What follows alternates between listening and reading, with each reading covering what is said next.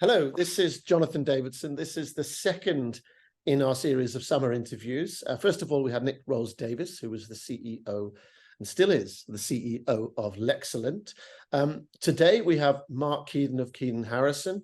Marc is based in London and is the principal, or one of the principals, not to offend his partners, of Keidan Harrison. Keidan Harrison's exciting law firm in the boutique space, and is familiar with the funding world and is a member, one of the founding members of Lexolent. So Marc, welcome to the podcast.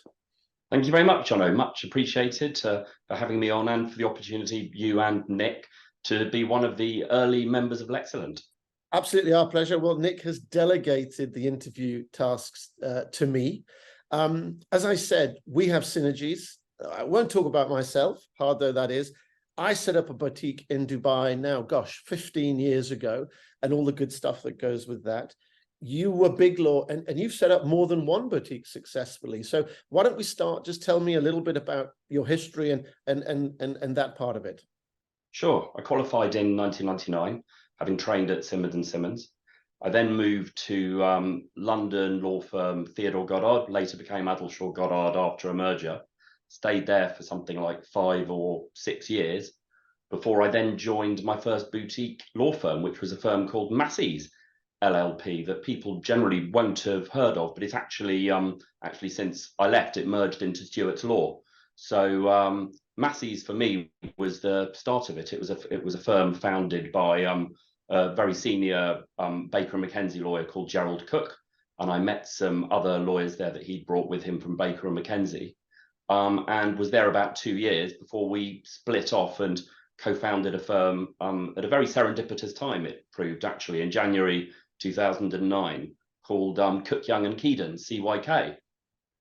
And that was my introduction to the sort of boutique model. So CYK was the second boutique that I worked in, and the first that I co-founded.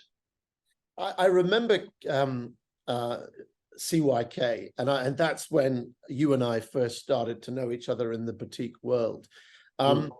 Now let's look at boutique firms and litigation, because I have a take on this.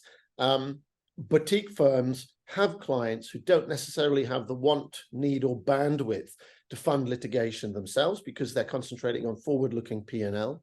However, they do have some quite chunky claims. So first of all, in your boutique space, what is the large part of the type of litigious work that you see? And so far, how has that fitted into the funding world? Yeah, so with my first boutique, Cook, Young and Keidan, I got to know the funders, but in fact, a lot of our cases weren't funded. We did a lot of work against the banks. Some of it was funded, some wasn't. So the story of my first firm, CYK, was really banking litigation and acting adverse for the banks. The new firm, Keidan Harrison, which I co-founded with Luke Harrison in May 2020. As an aside, that was an interesting time to co-found a firm, smack bang in the start of COVID. Somehow, don't know how we managed to get beyond that, but we did. But yeah, the boutique space is more crowded. Litigation, if anything, has got more expensive, and clients are very often coming to us with good cases, sometimes high value, but can't afford the funding for the cases. And as we all know, in London, whether it's court litigation or arbitration, litigation isn't cheap. So clients are very often looking for funding solutions for their cases. And I've been interested in litigation funding for many years. I know many of the funders very well. I obviously knew Nick Rolls-Davies in his previous guise.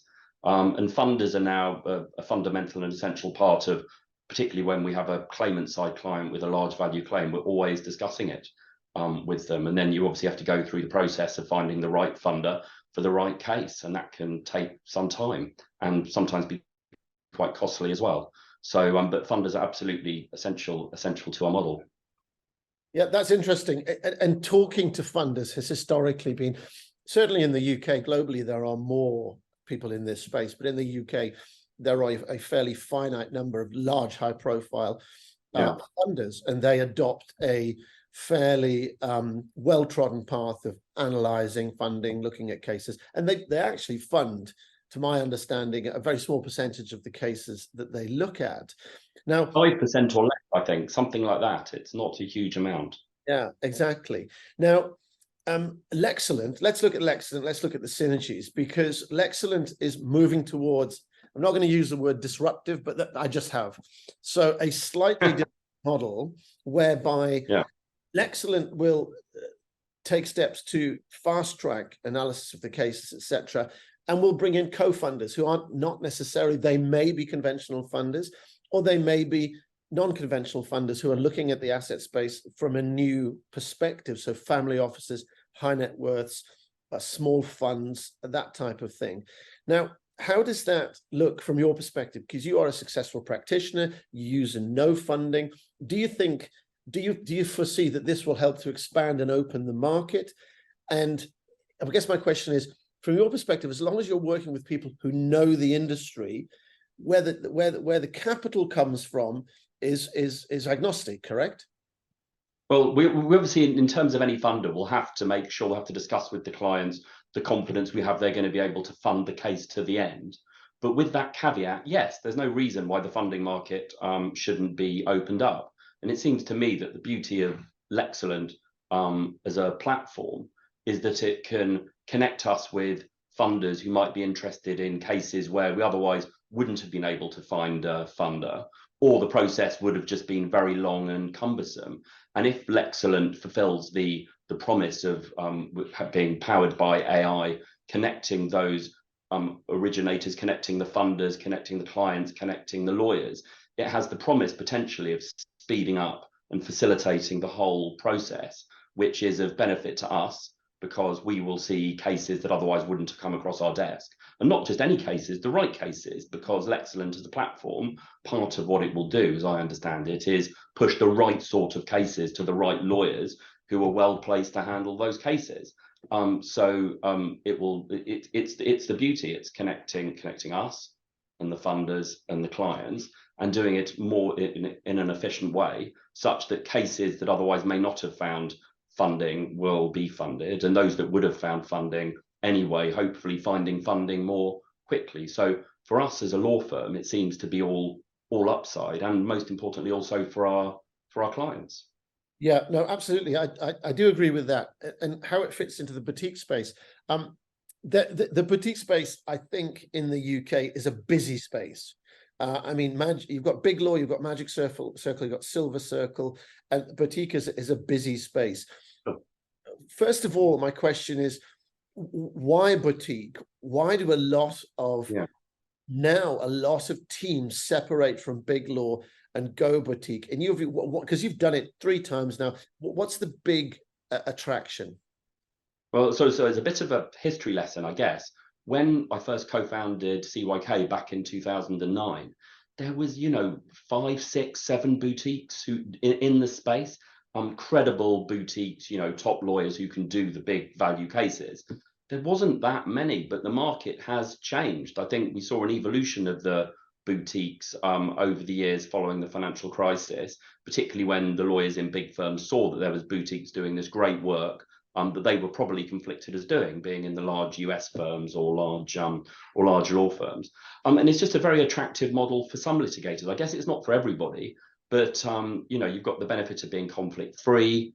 You can manage your cost base. You can be quite vigorous and focused at eliminating unnecessary costs, which means you can be more flexible in terms of how you fund cases and what you can offer to your clients. And I think many litigators have just found that the model really suits them, particularly on the claimant side, but not only on the claimant side, also on the defendant side. But that said, I don't necessarily think boutiques are for everyone. If we're looking at it from the lawyer's point of view, I think some lawyers are big firm lawyers by nature, and they like the comfort of that and the predictability. But it suits, I think, an entrepreneurial mindset, and most importantly, I think it allows us to make an offering to clients, which is different to the offering that if we were in a large firm. And as touched on earlier, where boutiques as a group tend to be quite innovative. We're all early adopters, early users of litigation funding, and we're able to do those big cases, put teams together, and perform very effectively. And as you say, there's now an ecosystem of boutiques, some very big and well known, some established, and in the case of my new firm, a newer boutique, but I guess with an old head, as I now have to consider myself. It's not old, it's experienced, Mark. Come on, let's that's kind of you to say that. So what are the pinch points of opening a boutique? I would imagine big law partners, they have unseen resources all around them, 360, and they concentrate on the road ahead. They concentrate on, it's no secret, quality of work, volume of work, and billing for the volume of work. And everything else is taken care of. When you start a boutique, entrepreneurial, you said that. I'm thinking you have to be able to multitask. You have to be able to manage stress, because the stresses are different. The stresses aren't purely client facing. They're debtor facing, they're stakeholder facing, they're resource and infrastructure facing. You have to set up everything around you. It'll never quite be perfect. So what are the pinch points? When you were expanding the firms and you were going home at night, what were the bits that were keeping you awake? I mean, you do have to, I think, possibly as a boutique firm co-founder, you have to perhaps be willing to roll your sleeves up, do things that would be taken care of in the other firm. You also have to have quite a good grip on the finances of the firm, so your cost base, credit control. But these, to me, are things that are all good disciplines, and I think good lawyers should be able to do that. But it suits some and not others. If you just want to focus on the legal work alone and be shorn of having to look at the wider business, then being in a boutique possibly isn't for you. I would say I don't lose sleep over things. I keep and I always have keep a close eye on things like credit control, make sure our cost base is managed appropriately. We're not wasting costs unnecessarily, those sorts of things. But it's a good model. It's an exciting model. And the advantages of a boutique, you can be innovative, you can be early adopters of new technology or new ways of doing things. Decisions can be made much more quickly. You can be nimble. You don't have some of the politics of the larger firms. You can be quite client focused in particular where you see an opportunity in a particular area.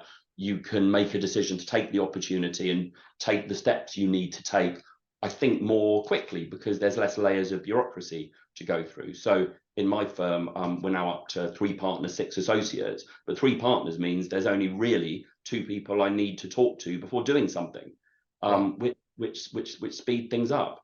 And hopefully clients do see the benefit of that.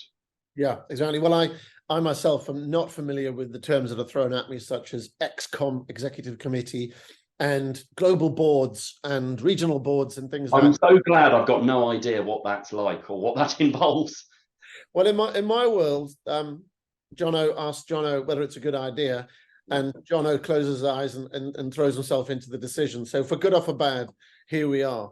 Now, looking at the Lexolent model, the idea of Lexolent is scalability and expansion. We've traditionally had a model where predominantly lawyers have been pitched cases which run out of resources and need funding. They may run for a period of time. They may have sufficient budget to be able to get a feel, get an opinion, get a roadmap, but then they go look for funding. And sometimes big law invests in that. They put the work in progress into that in order to bake the cake, if you like. And sometimes they choose not to. And sometimes they can get paid work elsewhere, so they don't need to do that. Now, the way Lexolent, it could be lawyers, could very well be lawyers. And if a lawyer pitches a case to Lexolent for funding, it's very much professional courtesy, and it's absolutely set in stone that it's that lawyer's case. Now, if an expert or a barrister or an insolvency practitioner or an executive in there or a high net worth in their own capacity get to Lexolent, because Lexolent is going to be very user-friendly, open up to non-lawyers for legal finance, and Lexolent will then be looking at the type of case and looking into the legal sector, as you rightly said, who will do those cases. So just to put it out there, if it's placed on your desk and you have a look, you have an umbrella look at a case, and Lexolent have said to you, we really like this case, we really like you to have a crack at this case, we just need a bit more baking, a bit more due diligence to be able to look at it, to get it funding ready.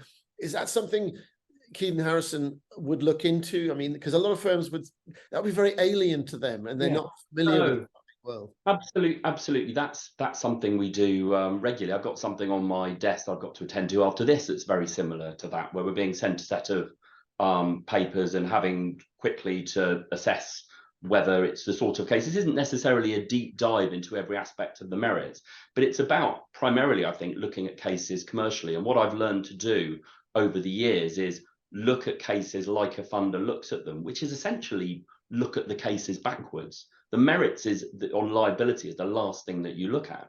You look at enforceability, right, and then you look at quantum, and you look at causation, and finally you look at merits. And that's something which not just myself, but I would say boutique firm disputes lawyers have become adept at doing, trying to look at cases very commercially. Is this a fundable proposition?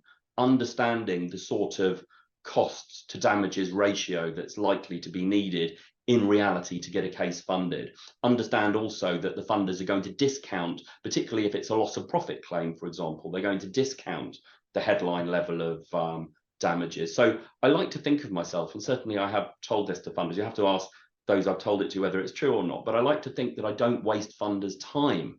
I don't come to them and try to sell them cases that I know don't work, because it's wasting my time and it's wasting their time, and it's diminishing me in the market. I want to be seen as credible. And in the past, I have occasionally advised funders on cases as well. So I think that perspective has advised the funder on their perspective and their risks. So I think that does give me a valuable perspective in terms of looking at cases, giving them the once over, looking at them in enough detail to decide whether the economics stack up and whether it's worth then taking a deeper dive. Obviously, there's a limit to how much time you can spend taking that deeper dive, but it's definitely something that we're willing to do, we're able to do, and we do pretty regularly. As I say, it's pretty much the next thing on my desk after this call. Sure. Let's look a little bit about produce budgets, of course, and produce budgets quickly, which is all important. Funders like budgets, and I guess. And I think I'm correct in saying this, boutique firms are able to give budgets which may be more attractive to funders because, there's a bit of squeeze there. Yeah, I think that's the case. I think that firstly, boutique firms, there is a range of pricing in terms of the ones that charge the highest rates and the lowest rates. I'd say we're around the middle of the market, but it depends how you define the market. So it's not our model that we sort of go out with a big sort of undercutting selling message, but the fact that as a boutique you can be more flexible, particularly for us as a new boutique founded in 2020, we're hungry for good cases, high value cases, interesting cases that raise challenges, whether it's interesting points of law or other challenges. So we can take a flexible approach, and we look at things on a case by case basis. So I would like to think that we can make cases work. Sometimes in circumstances where some of the large firms may not be able to. As I was saying before, I only have to have a discussion with two partners, and that's it. Yeah, no, absolutely. Now, I was going to say, we could probably finish off, look at technology in the law. Yeah. Now, I am aware that very large law firms are partnering with technology companies who are specializing in developing the outreach for AI, for large language models. In my day, an LLM was a master's in law, which I don't have, by the way. But nowadays, it's a large language model. ChatGPT, obviously, all that good stuff. Now, large law firms have the resources to partner with large tech companies to be able to start to evolve that sector. But again, the boutique world should not be left behind. The boutique world should have access to the ability to look at how AI and machine learning can affect and improve their ecosystem. And just to say, every boutique firm cannot do that. And by boutique, I mean anything from 3 to 5 to 10 to 15, up to maybe 20 partners. Now, Lexolent do have, they are putting together, they do have a strategic relationship with a very sophisticated AI and technology organization. This organization consults to Cambridge University. And in the first iteration of our interactive website, Lexolent, which will be coming out We think November, but these things take a little bit longer always, especially with technology people. It's got to be perfect. So we're thinking end of the year, and then people can start interacting with the website, and there will be AI technology in there. Now, what do I mean by AI? It's the ability to input information a certain way and for the machine learning to be able to output the first iterations of sense, if you like. It will put chronologies together. It will put initial observations about case. It will actually cross-reference the facts with law as it understands it. Now, where there's a gap, I've found in practice, and we've been hearing in the press, where there's a gap, it tends to make stuff up. So we've got a sort of, I mean, Lord Denning never said that. We heard that, didn't we, with the US lawyer who got into trouble because all the case citations were made up by ChatGPT. Exactly. Something to watch out for. Also, the confidentiality, actually, lawyers have to watch out. We've always had a look at ChatGPT. I think it can be used in some respect, but you've got to be very careful because what you put in there isn't confidential either. And I think that's the point that maybe not everyone has picked up on. So I think, but it strikes me that one of the benefits of Lexolent for a firm like mine is it will give us more access to those technologies that will be developing and will effectively help us to sort of supercharge what we do. So I'm very excited to see how it develops and how we can partner with Lexolent to sort of fuel our model, maybe level those things with the large firms where they've got more resource.